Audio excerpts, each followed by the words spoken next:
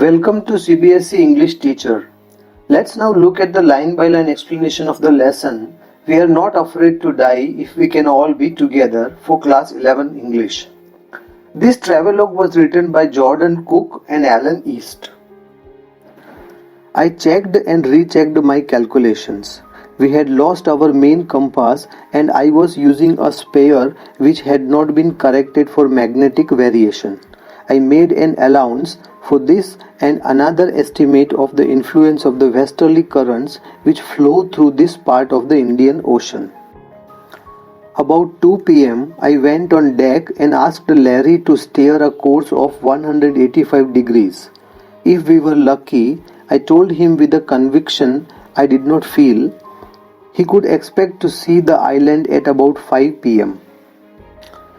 Then with a heavy heart, I went below, climbed on my bunk and amazingly dozed off. When I woke, it was 6 p.m. and growing dark. I knew we must have missed the island, and with the sail we had left, we couldn't hope to beat back into the westerly winds. At that moment, a tousled head appeared by my bunk. "Can I have a hug?" Jonathan asked. Sue was right behind him. Tousled head here means disarranged hair of the narrator's son Jonathan. Bunk means bed. Dozed off means went off to sleep. The narrator rechecked his calculations. They lost their main compass and were using the spare one which was not corrected for magnetic variations. He estimated the influence of the westerly currents which flow through the Indian Ocean. Around 2 p.m. he went on deck and asked Larry to steer the wheel to 185 degrees. He felt if they were lucky, they would see the island by 5 p.m. Then he went below and slept. He woke up at around 6 p.m. and it was dark outside. He thought that they might have missed the island. He started worrying about how they would tackle the westerly wind more as the ship wasn't capable to sail more. His son came and asked him for a hug. His daughter followed. "Why am I getting a hug now?" I asked. "Because you are the best daddy in the whole world and the best captain," my son replied. "Not today, John. I am afraid." "Why, you must be," said Sue in a matter-of-fact voice. "You found the island." "What?" I shouted. "It's out there in front of us," they chorused, "as big as a battleship." I rushed on deck and gazed with relief at the stark outline of Isle Amsterdam.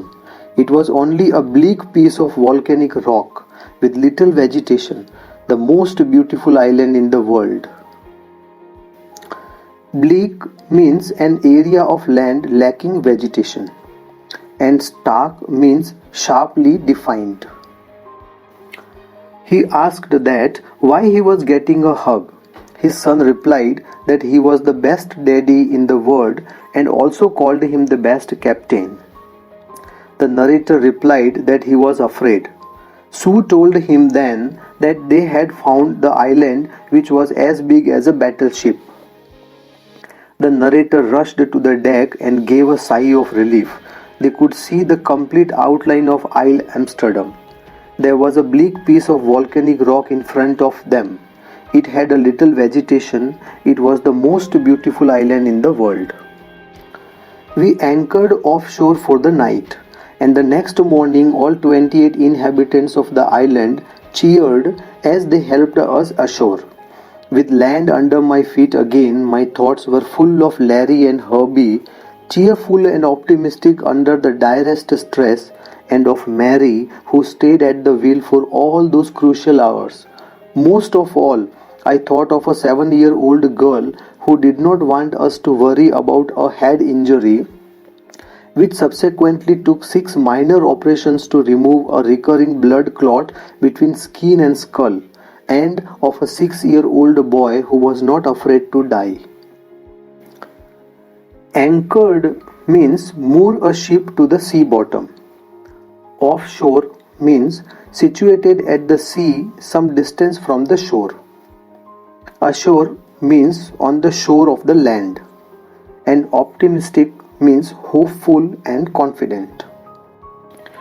They moved the ship at some distance from the shore, and the next morning 28 inhabitants of the Amsterdam island helped them to move on the shore of the land. As he felt the land again on his feet, he thought of his crewmen and his wife. He also thought of his 7-year-old daughter who was injured badly. She had to go through 6 minor operations to remove the blood clot in her head. His son who never gave up and was never afraid to die. Theme of the lesson. The passage has a string of themes woven into it. First is the human nature of knowing and exploring the unknown and taking on challenges. Second, human instinct for survival as the captain and his crew fight the raging storm tooth and nail and come out safely from the jaws of death. Third, human bravery, greed, courage, and determination, which are exhibited even by little children Sue and Jonathan, besides their parents and the 2 crewmen. 4. Element of luck. As the captain's decision to take Larry and Herb as crew proves very lucky for them, because their role is vital in saving the ship. Luckily, a tiny island, Isle Amsterdam, is near enough for the ship to reach safely. 5. Faith in one's optimism and sharp presence of mind. It is these qualities of the captain which are instrumental in the Wave Walker and its crew's survival.